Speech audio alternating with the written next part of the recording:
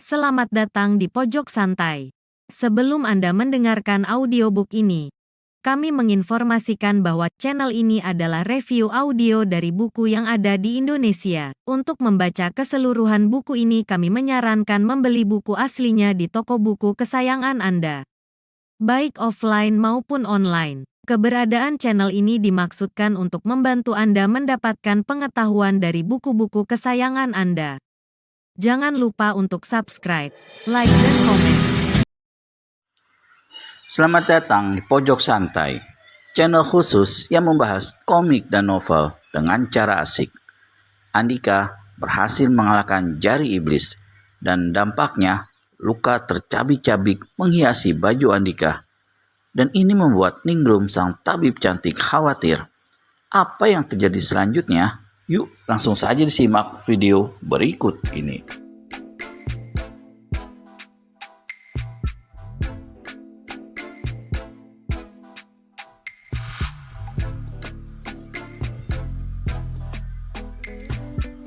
Sudahlah, lain kali kau harus hati-hati ya jika sedang di atas pedati, kata gadis itu lembut. Andika mengangguk. Matanya tetap memperhatikan wajah Ayu Ningrum yang kini mulai bersemu merah. Ningrum beranjak pergi. Begitu ringan kakinya melangkah. Dan begitu gadis itu hilang dari pandangan, Soma muncul. Dia langsung menghampiri Andika yang masih menatap ke arah kepergian Ningrum. "Siapa kau sebenarnya, Andika?" tanya Soma begitu tiba di depan Andika. Andika mengangkat wajah dengan kening berkerut. Ada apa, Kang Soma?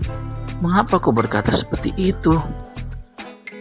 Sewaktu pertama kali kesini, kau mengatakan kalau kau seorang anak gelandangan yang ingin belajar sedikit ilmu bela diri. Di kota Praja tadi, nyatanya kau dapat membinasakan tokoh kejam yang banyak ditakiti orang. Papar Soma. Barulah Andika mengerti maksud pertanyaan tadi.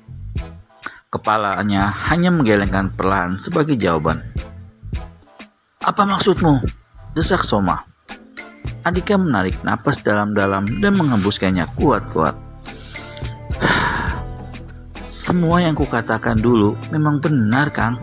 Aku memang gelandangan kota Praja. Aku tidak berbohong, termasuk cerita hidupku yang dibesarkan oleh pencopet tua licik itu. Kalau di kota Praja tadi, aku mampu mengalahkan Ki Bayuganda. Aku sendiri tidak tahu kenapa," kata Andika. Soma berbalik membelakangi Andika. "Entah kenapa, aku belum bisa mempercayai itu," tegas Soma. "Sungguh, Kang, aku berani sumpah." Tidak ada tanggapan dari Soma. Dia tetap diam sambil melipat tangan di dada. Sikapnya persis saat pertama kali Andika bertemu dengannya. "Mungkin benar juga kata adik seperguruanku dulu. Kau memang mata-mata dari perguruan lain yang hendak berniat jahat terhadap kami," kata Soma perlahan namun menusuk. Selesai mengucapkan itu, Soma meninggalkan Andika begitu saja. Kakinya melangkah lebar-lebar dengan hentakan kuat. "Kang, Kakang harus percaya padaku."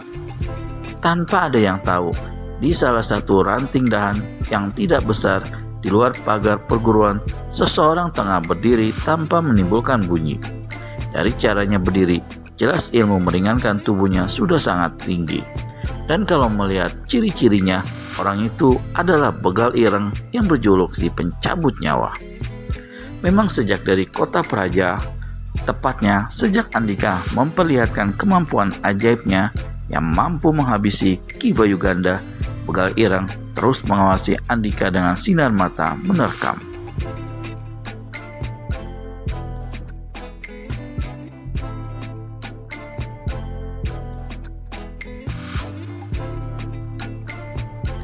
Sebagai orang yang pernah bertarung melawan Ki Panji Agung, begal ireng melihat adanya kesamaan pada jurus-jurus yang diuraikan Andika. Jelas, jurus-jurus itu milik Ki Panji Agung. Sebetulnya, begal ireng tidak akan menemukan letak perguruan Trisula Kembar. Buktinya, saat membuntuti Andika yang berlari dengan kecepatan angin menuju perguruan, tokoh golongan hitam itu terteter. Bahkan akhirnya kehilangan jejak. Kemarahan besarnya ditumpahkan pada pepohonan hutan.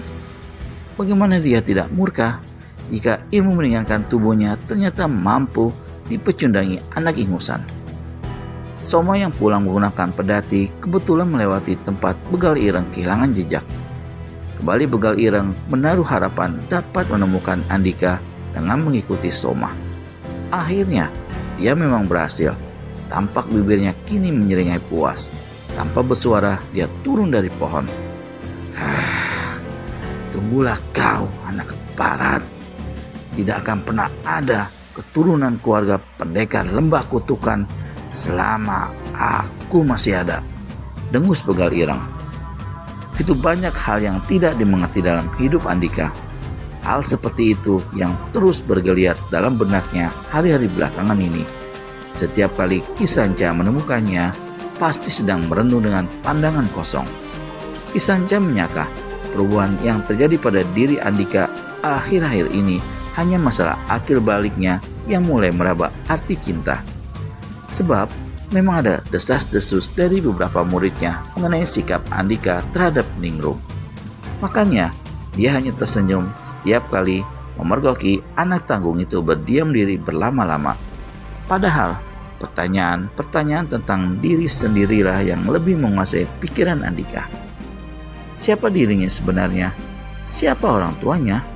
Kenapa dia harus dibuang di pinggir hutan saat bayi? Lalu, belakangan ini, apa pula yang terjadi dalam dirinya?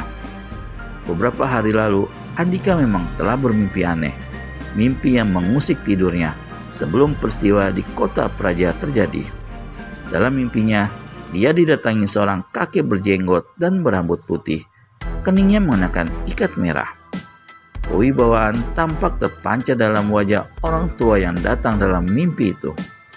Orang tua itu tersenyum pada Andika tanpa sepatah kata. Tangannya menghancurkan sesuatu yang bercahaya menyilaukan. Dan tanpa sepatah kata pula Andika menerimanya. Setelah itu, Andika terbangun pada saat matahari sudah naik sepenggalan. Tanpa pernah diketahui Andika sendiri, bertepatan dengan mimpinya, cahaya keperakan yang keluar dari jasad Ki Panji Agung yang mati dibunuh begal ireng masuk dalam tubuhnya. Andika, tiba-tiba sebuah panggilan terdengar. Maka anak muda yang termenung dengan wajah tanpa sinar gairah itu tersentak. Begitu menoleh, ternyata Ki Sanca sudah ada di depannya. "Hah, guru? Aku sampai kaget," kata Andika berusaha bersikap wajar pada Ki Sanca. Dia segera bangkit. "Sore ini kau tidak ada kerjaan bukan?" Andika mengangguk sopan. "Bagus, kalau begitu kau harus menolongku." "Wah, pasti guru. Apa yang bisa aku bantu, Ki?" Ki Sanca tak langsung menjawab, tapi malah mengangguk-angguk. Bibirnya menyembulkan senyum kecil. "Tolong antarkan Ningrum ke pinggir hutan. Dia ingin mencari beberapa jenis dedaunan dan akar-akaran. Persediaannya hampir habis," ujar Ki Sanca. "Hah? Apa guru percaya padaku kalau aku mampu menjaga Nini Ningrum? Bukankah ada yang lebih mampu menjaganya seperti Kang?" Serga Andika merasa dirinya dicomblangi. "Shh, katanya kau mau menolongku. Kok tiba-tiba seperti menolak?" kata Ki Sanca. Andika garuk-garuk kepalanya meski tidak gatal. Rasanya dia sudah terjebak. Baiklah guru," kembali Ki Sanca tersenyum kecil. Tunggu dulu, tunggu guru," cegah Andika ketika Ki Sanca hendak beranjak pergi. "Ada apa lagi? Apa Kang Soma bercerita sesuatu pada guru?" tanya Andika ragu-ragu. "Bercerita tentang apa?" Andika cepat-cepat menggelengkan kepala. Tidak apa-apa." Ki Sanca jadi ikut geleng-geleng kepala melihat tingkah anak muda ini yang serba salah. Dia hendak meneruskan langkah, namun "Guru," lagi-lagi Andika mencegahnya. "Ada apa lagi?" tanya Ki Sanca dengan alis mata terangkat karena bingung. "Boleh menanyakan sesuatu?" "Pasti," Masa aku tidak membolehkan muridku bertanya? Sorot Ki Sanca. Gerangan, apa yang akan ditanyakan Andika?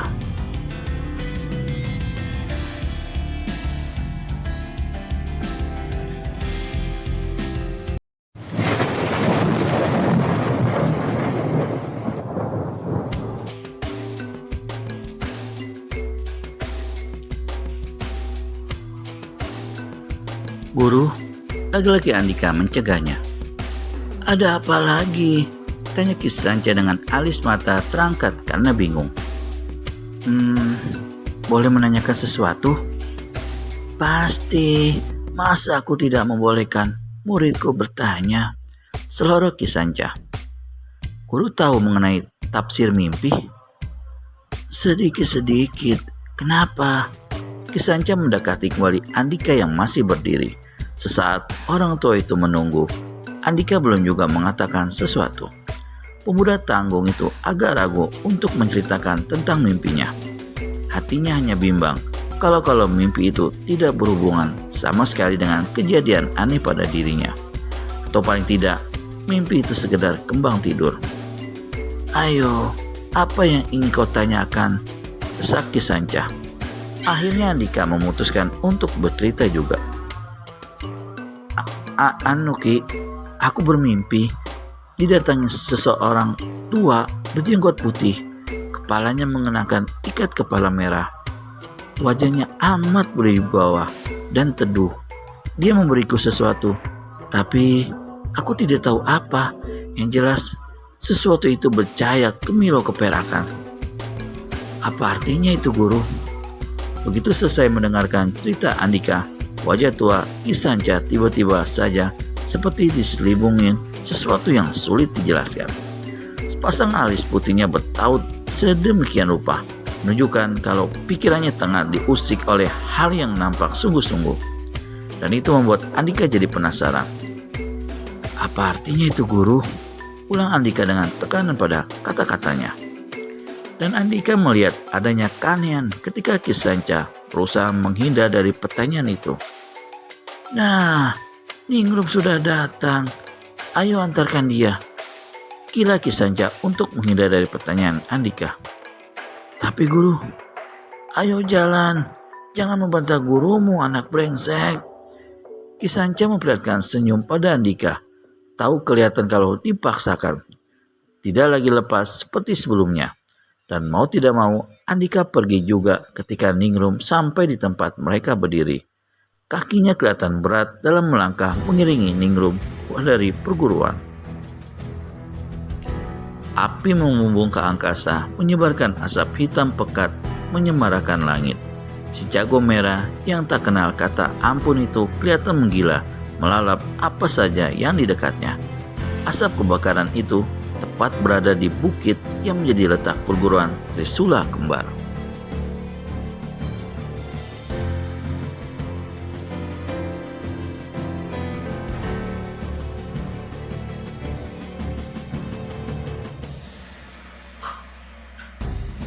Perguruan yang tenang bagai perkampungan kecil di atas bukit itu perlahan-lahan mulai musnah. Padahal perguruan itu tak pernah membuat persoalan dengan urusan dunia luar. Bahkan perguruan itu tempat orang yang lari dari kebrutalan rimba persilatan. Di sana sini bangkai manusia tercampak mengenaskan. Sebuah pembantaian besar-besaran telah terjadi. Seluruh laki-laki tak tersisa. Juga tak terhitung wanita yang menemui ajal. Mereka dihabisi seperti binatang dengan luka terkuak lebar di tubuh. Beberapa wanita yang beruntung masih memiliki nyawa pun keadaannya sungguh menyedihkan. Dengan luka tak ringan, mereka merangkak keluar dari kepungan api. Tangisan anak kecil yang kehilangan orang tuanya terdengar di beberapa tempat. Guru, Guru. Andika yang baru saja tiba mengantar Ningrum jadi terkesiap tak percaya. Tanpa mempedulikan Ningrum, dia berlari sambil berteriak-teriak. Dilabraknya kepungan api dengan satu kecepatan yang kini dimilikinya. Tubuhnya bagai mengejang dironta kekuatan sakti yang tidak pernah dimengerti. Beberapa balok kayu yang runtuh hendak menimpa anak-anak dan perempuan yang masih hidup terpental seperti sebatang lidi terhajar lengan kurus Andika. Lalu dengan kecepatan yang hanya dimiliki tokoh persilatan golongan atas, diraihnya mereka satu demi satu dan dikeluarkannya dari kepungan api. "Guru, Kang Soma, di mana kalian?" Setelah tidak ada lagi yang bisa diselamatkan, Andika mulai memeriksa seluruh mayat yang bergelimpangan. Bagai kerasukan setan, dia mencari-cari Soma dan gurunya di antara mayat-mayat yang sudah hangus menghitam. Sebentar saja, Soma ditemukan Andika dalam keadaan benar-benar mengenaskan. Tubuhnya tercabik-cabik di sana-sini.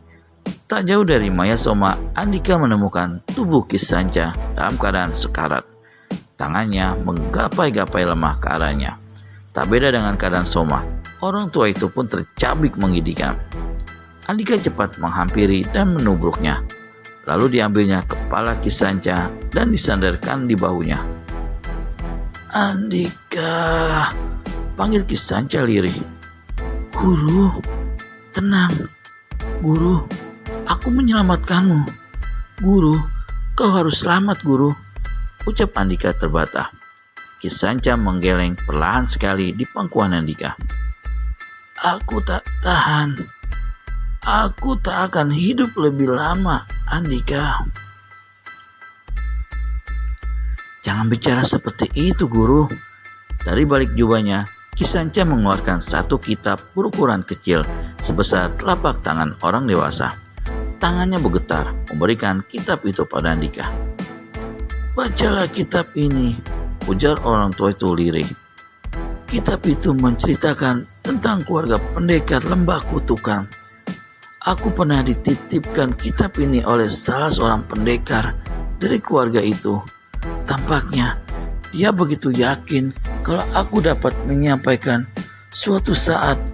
Wah, sudahlah Guru, jangan terlalu banyak bicara," sega Andika. "Aku tidak peduli dengan kitab ini. Ini tidak ada hubungannya denganku.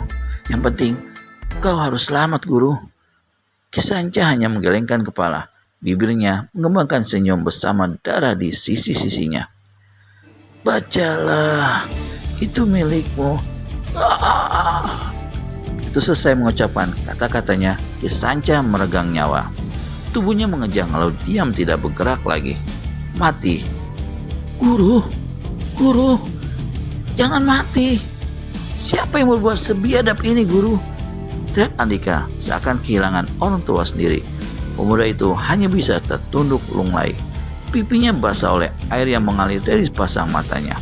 Sang penguasa jagat menurunkan cahaya untuk 3 purnama tapa pada hamba. Lalu hamba berdiri untuk berjanji. Angkara murka di wajah bumi mesti mati ketika hamba terbujur mati. Cahaya itu hamba warisi pada setiap babak keturunan keluarga hamba. Satu menjadi pewaris cahaya. Alis mata Andika bertaut saat membaca bait syair pada kitab yang hanya memiliki 2 halaman terbuat dari kayu setebal jarinya. "Apa maknanya ini?" tanya Andika bergumam sendiri. Lalu dibacanya halaman kedua. "Sang pewaris datangi lembah kutukan, jalani penyempurnaan. Alam selaku guru untuk satu ilmu baru. Sementara tanpa para penjaga pintu kipas naga, sang pewaris tak pernah tahu kemana." Apa pula makna bait satu ini? Andika bingung. Kepalanya digaruk-garuk. Seakan dengan begitu bisa membuka pikirannya sehingga dapat memecahkan maksud syair yang baru saja dibaca. Akankah Andika bisa mengerti makna kitab pemberian Ki Sanca?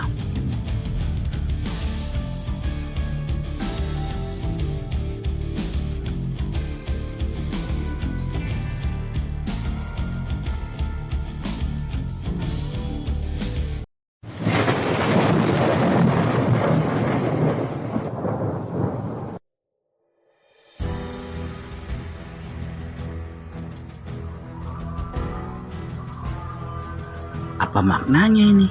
Tanya Andika bergumam sendiri. Lalu dibacanya halaman kedua. Sang pewaris datangi lembah kutukan, jalani penyempurnaan.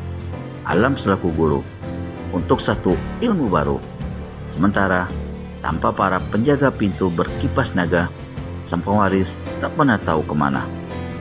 Apa pula makna bait satu ini ya? Andika bingung. Kepalanya digaruk-garuk. Seakan dengan begitu, bisa membuka pikirannya sehingga dapat memecahkan maksud syair yang baru saja dibaca. Apa mungkin Ki Sanca salah alamat dengan memberikan kitab kayu itu padaku ya? Setelah peristiwa pembumi hangusan perguruan Trisula Kembar, Andika bersama Ningrum berjalan tanpa tujuan pasti, dan akhirnya mereka memutuskan untuk pergi ke kota Praja. Di sana, mungkin mereka bisa bekerja sebagai pelayan kedai makan atau menjadi buruh harian. Pokoknya, asal bisa makan untuk menyambung hidup.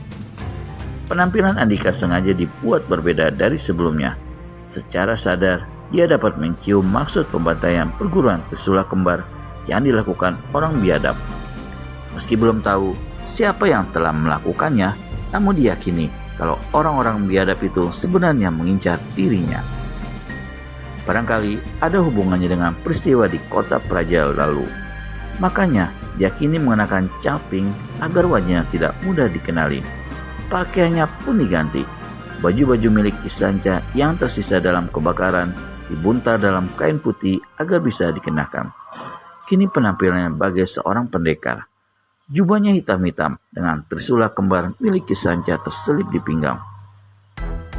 Di sebuah kandang kuda tak terpakai di sudut kota Praja, Andika membaca berkali-kali kitab kayu itu. Diperhatikannya baris demi baris syair di dalamnya.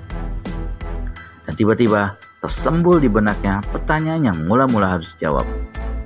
Kenapa Ki Sanca beranggapan kalau diriku adalah orang yang berhak menerima kitab tua itu? Saat dia berpikir, otaknya memang tajam cepat menemukan jawabannya.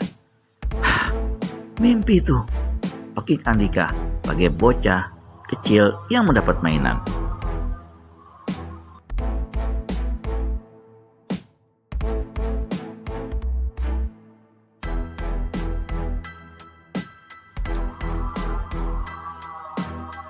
Bukankah beberapa saat sebelum peristiwa pembantaian itu, Andika menceritakan tentang mimpinya kepada Ki Sanca? Maka dengan terburu-buru dibukanya halaman kayu pertama dan dibacanya dengan seksama. Pada syair itu disebutkan tentang cahaya. Maka ingatan Andika langsung menerawang pada mimpi yang dialami. Namun mimpinya pun kelihatan seperti ada cahaya. Lalu diperhatikannya satu baris lain. Cahaya itu hamba warisi. Gumam Andika membaca syair itu. Lagi-lagi pemuda tanggung itu membayangkan mimpinya tentang seorang tua yang memberinya cahaya berkilau. Apakah pemberian cahaya berkilau keperakan itu bermakna mewariskan? Kalau begitu, aku adalah salah seorang pewaris cahaya. Dan itu berarti aku adalah salah satu keturunan dari keluarga pendekar Lembah Kutukan, desa Andika. Andika menyipitkan mata. Rasanya sulit hal itu dipercayainya. Tapi bagaimana dengan kejadian aneh yang dialami Andika? Tentang kekuatan dahsyat itu, tentang kecepatan kilat larinya. Sedangkan pada syair jelas-jelas disebutkan kalau para tokoh sakti keluarga pendekar Lembah Kutukan mendapatkan cahaya melalui tapa untuk membasmi keangkara murkaan, itu berarti cahaya yang disebutkan dalam syairnya adalah sebuah kesaktian yang luar biasa. Persis seperti kesaktian yang tiba-tiba saja dimilikinya. Jadi, aku adalah keturunan keluarga pendekar Lembah Kutukan yang kehebatannya sudah seperti dongeng. Apa ini bukan mimpi? Desa Andika. Andika. Dari luar kandang kuda, Ningrum datang terkopoh mengejutkan Andika. Cepat-cepat, Andika menyembunyikan kitab kayu di tangannya ke balik pakaian. Dia merasa kerahasiaan kitab kayu itu harus dijaga, bahkan pada Ningrum sekalipun. Ada apa nih? Tanya Andika seraya menatap gadis cantik itu. Gadis ayu yang baru pulang dari kedai makan tempatnya kini bekerja sebagai pelayan cepat menghampiri Andika. Di kedai tadi, ku dengar 3 orang berwajah seram menyebut-nyebut soal perguruan Trisula kembar, bisik Ningrum. Andika segera berdiri ingin memperhatikan sungguh-sungguh berita yang dibawa Ningrum ke selanjutnya. Apa kata mereka? Tanya Andika amat penasaran. Api kemarahan di dalam dada Andika atas peristiwa pembantaian perguruan yang sudah seperti keluarganya sendiri berkobar kembali. Lebih-lebih ketika ingatannya kembali pada gambaran tubuh Soma dan Kisancah yang mengenaskan. Andika telah bersumpah untuk mencari orang-orang biadab yang melakukannya, bahkan menuntut pembayaran atas perbuatan keji mereka. Kudengar mereka yang melakukan pembantaian itu, dan kalau tidak salah dengar, pembantaian itu dilakukan sebenarnya dengan maksud mencari seorang anak muda tanggung. Apa mungkin kau yang dicari ya? Jahanam, mereka mungkin kawan-kawan si jari iblis yang ingin menuntut balas padaku, desis Andika, disertai gejolak kegeraman. Apa katamu Andika? Tanya Ningrum ingin tahu.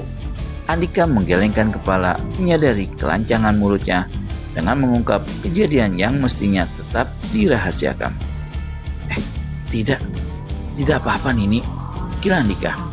Sementara Ningrum menatap cemas pada pemuda tanggung ini. Ada sesuatu yang mengganjal hatinya, tapi tak ingin diungkapkannya. Apa mereka masih di sana? Tanya Andika kembali.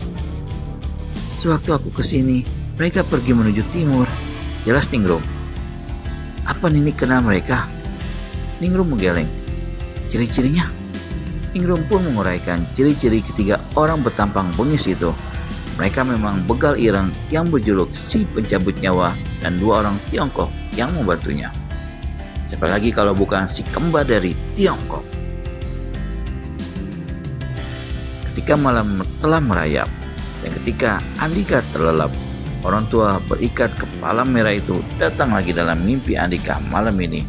Kalau saja anak muda tanggung ini pernah mengenal atau pernah melihat Ki Panji Agung yang kesor itu, sudah tentu akan langsung mengenali gambaran seseorang yang muncul dalam mimpinya. Dengan senyum berwibawa, Ki Panji Agung dalam mimpi itu membelai-belai rambut Andika. Pergilah kau ke lembah Pandam, temui wanita penjaga pintu di sana pada malam purnama, ujar Ki Panji Agung lembut. Begitu kata-kata itu selesai, Andika terjaga dengan peluh membasahi sekujur wajah. Tidak ada yang menakutkan dalam mimpi itu. Entah kenapa jantungnya berdetak keras dan napasnya memburu kencang. Barangkali mimpi itu semacam satu kekuatan gaib yang menelusup dalam rongga jiwanya. Sambil menyapu keringat di kening, Andika mengingat kembali pesan orang tua dalam mimpinya. Lembah Pandam, penjaga pintu. Apakah Andika akan mengikuti petunjuk mimpinya ke lembah Pandam? Temukan jawabannya di video selanjutnya hanya di channel Pojok Santai. Segera subscribe dan tekan tombol lonceng untuk mendapat notifikasi video terbaru dari kami. Terima kasih dan sampai bertemu kembali.